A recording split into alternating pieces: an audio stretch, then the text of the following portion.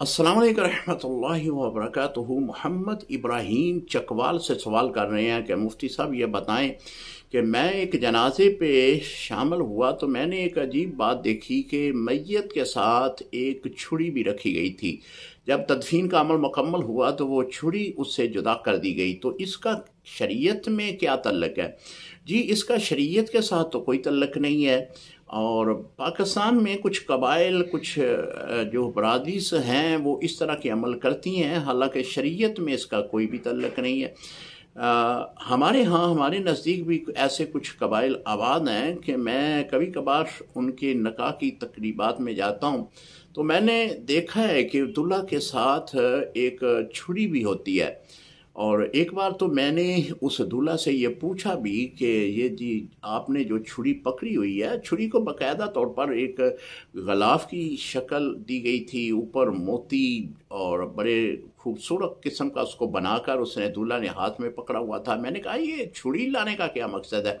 वो मुस्कुराने लगा, कहने लगा मुफ्ती साहब ये छुरी जो है ये नज़र बद, मसाइब, इसी तरह कोई जो भी आफात हैं उनसे बचाती है। मैंने कहा ये तो सभी मामला अल्लाह ताला फरमाता है, छुरी ने क्या बचाना है? तो वो कहने लगा कि बस हमारे कबीले का ये रवाज है। देखें, ये रवाज ही है, शरीयत में इसके साथ कोई तल्लक नहीं है।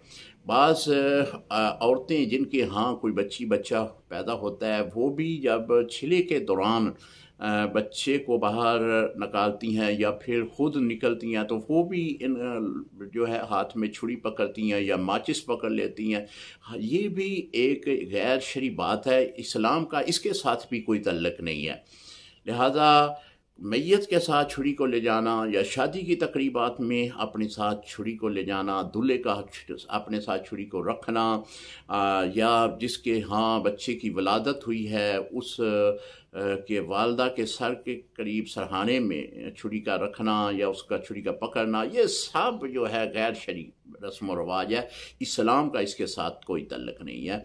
अस्सलामु अलैकुम व रहमतुल्लाहि व बरकातुहू।